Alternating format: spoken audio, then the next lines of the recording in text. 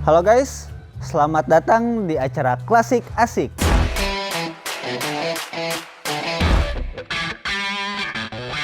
Nah, sekarang di belakang saya ada satu mobil nih, depannya V, belakangnya W. Sebelum kita review, jangan lupa like, comment, subscribe. Sedikit sejarah tentang VW Safari. Mobil ini pertama kali diproduksi dari tahun 1969 sampai 1972. Untuk tipe VW 181 dibuat seluruhnya di Jerman. Nah, sedangkan pada tahun 1972 sampai 1980 Jerman udah nggak produksi lagi nih mobil tipe ini. Lalu diproduksi kembali di Meksiko dengan tipe VW Thing atau VW 182 yang kemudian populer di Amerika Serikat. VW Safari terlahir dari inspirasi kendaraan mobil militer loh.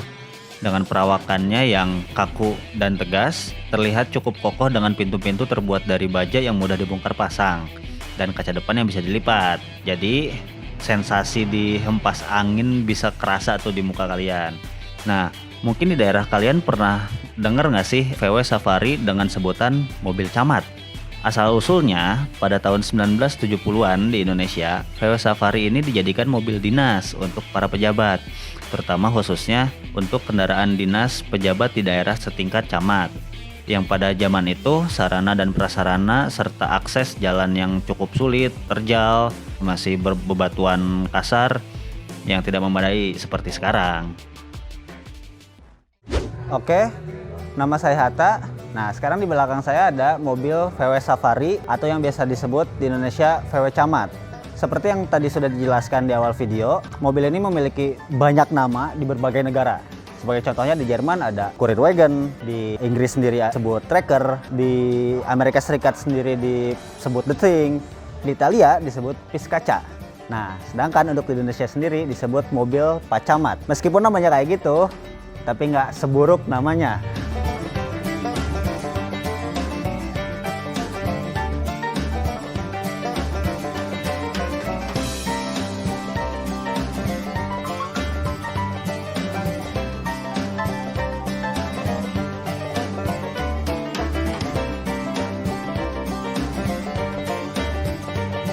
Untuk VW Safari yang ada di sebelah saya ini, di Indonesia sendiri menggunakan tipe 182 karena memiliki setir di bagian kanan. Sedangkan untuk tipe 181 itu untuk konfigurasi setir kiri. Untuk dimensinya sendiri, panjang dari mobil ini sendiri itu di 3,78 meter, lebar 1,64 meter, dan tinggi, nah tingginya ini 1,62 meter. Masih tinggian aku ya. Mantap. Nah, mobil ini dilihat dari desainnya, sebenarnya mobil ini cukup unik, cukup ikonik, meskipun nggak se-ikonik VW Beetles. Tapi jangan salah, seenggaknya mobil ini, VW Safari ini punya satu hal keren yang nggak dimiliki VW Kodok atau VW Beetles, yaitu mobil dengan 4 pintu dan atap kabriolet atau terbuka yang biasa berbahan terpal atau soft top yang bisa dibuka secara manual. Ingat, manual. Karena zaman itu belum ada teknologinya tuh, hidrolik-hidrolikan. Oke, tanpa perlu nunggu lama lagi, mari kita langsung review aja dari bagian depan VW Safari ini, yaitu bagasi.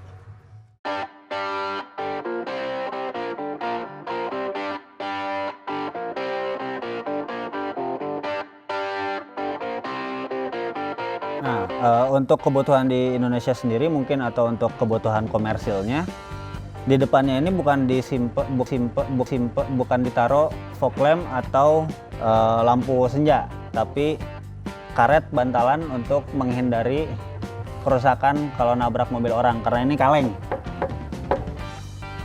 Untuk instrumen-instrumen di depan ini mungkin kayaknya udah dapat restorasi ya.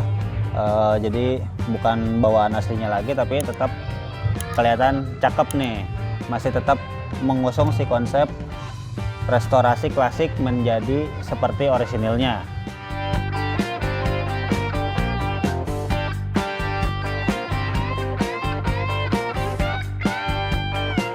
Mobil VW Safari ini punya dua jenis nih, 1500 cc dan 1600 cc dengan konfigurasi mesin boxer, rear engine, 4 silinder.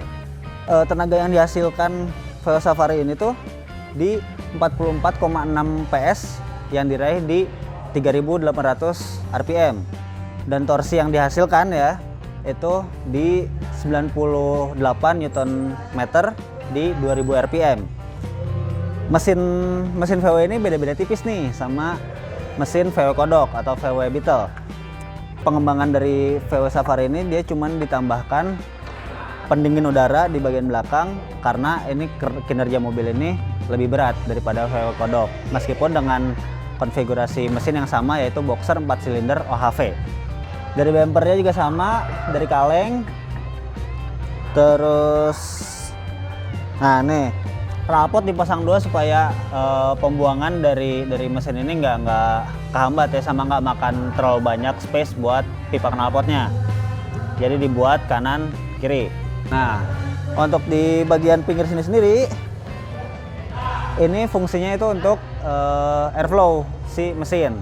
Karena kan kebayang dong mesin di belakang dapat suplai anginnya dari mana nih. Jadi makanya dibentuklah grill untuk sirkulasi udara supaya masuk ke mesin. Nah, kita lanjut ke bagian pintu belakang nih. Nih ini yang uniknya tuh VW Safari ini dia ada 4 pintu. Nah, jadi efisien nih kalau misalkan kita mau bawa orang banyak ya, nggak harus majuin kursi depan dulu, loncat gitu. Nah, untuk atapnya sendiri ini soft top ya, jadi ini bisa dibuka nih. Cuman ya itu kayak tadi manual. Ban yang dipakai ini Corsa 838 MT, berarti ini ban untuk off-road ya. Jadi lumayan nih, kita bisa ke pantai, ke gunung yang inilah off-road tipis-tipis. Dengan ring 27 kali 850 ring 14. Cover velgnya sendiri ini kayaknya masih ori ya ini. Karena untuk VW sendiri pasti ada cover ini dan ada deboss emblem logo VW di sini. Nah, tadi saya bilang kan kalau ini mobil nggak ada power window. Lihat nggak? Ini pun nggak ada nih. Buat muterin kaca aja nggak ada. Kita bukanya. Tada.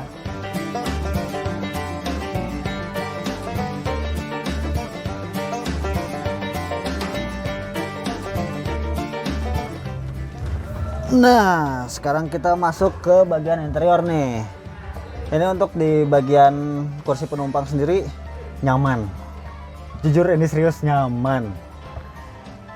Nih legroomnya lega. Cuman meskipun ya bolong. Nih setir masih ori nih, masih bawaannya. Klakson pun bunyi. Wah, mantap nih akinya nih. Yang unik dari VW Safari ini, atau mungkin dari semua mobil VW klasik ya, itu gigi mundurnya. Karena gigi mundurnya itu bukan, kalau mobil biasa tuh ke kanan terus belakang. Kalau ini enggak, kita harus ke posisi netral, ditekan terus tarik kedua. Ini baru gigi mundur.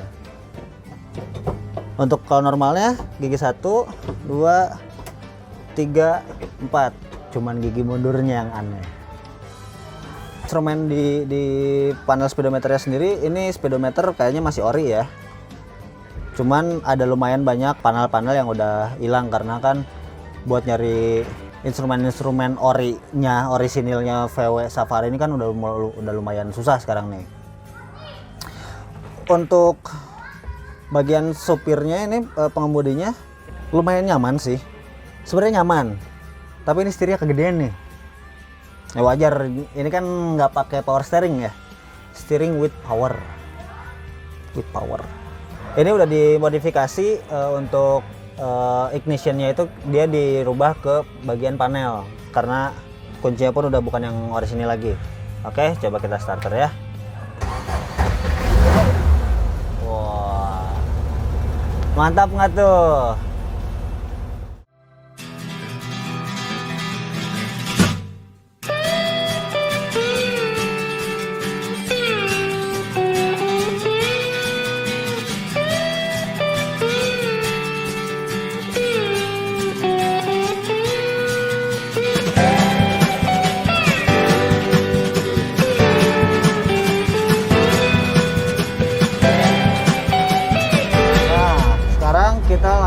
nyoba test drive nih.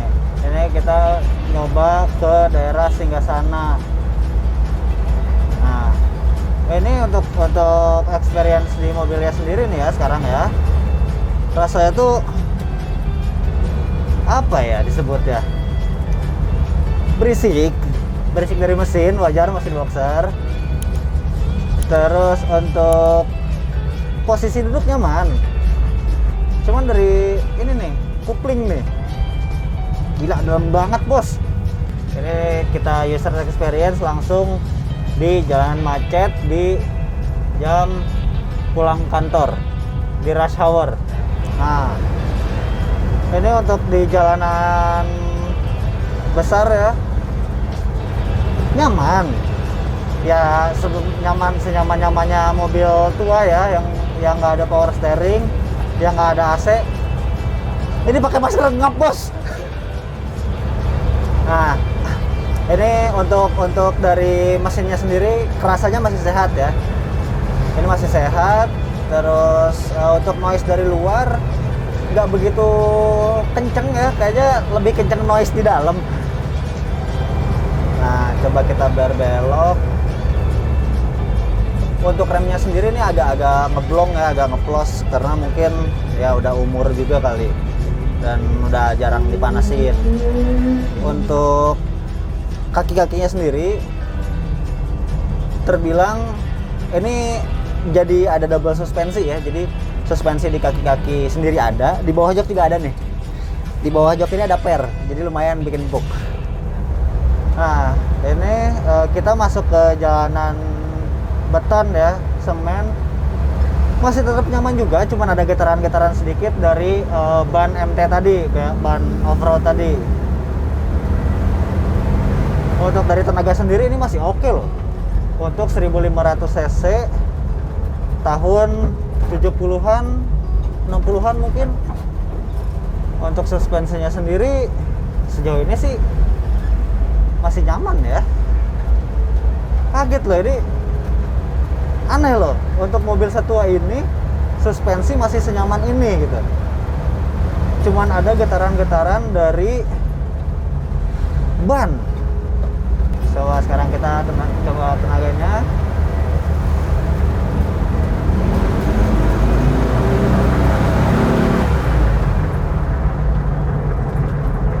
Oh iya, enak. Cuman ada muncul noise dari ban ya, ini makin kedengeran. Kalau kita makin ngebut makin kedengeran nih. Oke, cukup sekian aja guys untuk review mobil Toyota Safari sekarang. Nah, ini untuk kesimpulannya ya, untuk kalian yang seneng sama mobil-mobil tua, ya berharap apa sih dari mobil tua? Bisa hidup aja udah alhamdulillah, udah syukur. Tapi ya di situ, mobil tua itu bukan jadi sebuah kendaraan transportasi, tapi mobil tua itu sebagai koleksi atau sebagai jati diri kalian. Untuk overall, ini mobil udah nyaman untuk sekelas mobil setua ini ya, mobil perang kayak gini. Ini nyaman banget, ini cocok lah. Tapi bukan untuk harian, ini mungkin untuk jalan-jalan sore di akhir pekan gitu, hari Sabtu, Minggu gitu. Tapi kalau karena lagi PPKM jangan jalan-jalan ya. Oke, untuk perawatan mobil ini sendiri terbilang sebenarnya cukup mudah ya, karena kan ini mobil dengan mobil konfigurasi boxer 4 silinder itu lumayan banyak yang masih mengusung mesin boxer itu sendiri. Kayak contohnya dari VW tua atau dari Subaru juga, itu Subaru mereka pakai mesin boxer. Terus yang pasti sih untuk merawat mobil itu cukup dipanasin seenggaknya 2-3 hari sekali. Jangan dibiarin bensinnya mengendap, itu nanti si bensinnya itu bakal basi. Terus dipakai sesekali ya, seminggu sekali atau 2 minggu sekali untuk jalan-jalan, untuk ya sekedar manas-manasin mobil aja gitu, muter-muter sambil nikmatin suasana, pemandangan. Siapa tahu gitu kan ada yang nawar mobil kalian kan. Itu terus ya, yang pasti kalau buat cuci mobil itu udah wajib ya. Kalau bisa tuh tiga hari sekali atau paling lama tuh seminggu sekali lah. Dan kalau bisa setahun sekali itu di polishing, di detailing, supaya si jamur-jamur di kaca, di bodi mobil itu semuanya hilang. Oke, mungkin segitu aja untuk review VW Safari kali ini. Sampai bertemu, kalian bisa pencet tombol like jika kalian suka, komen dan subscribe, dan sampai ketemu di episode berikutnya di acara Klasik Asik.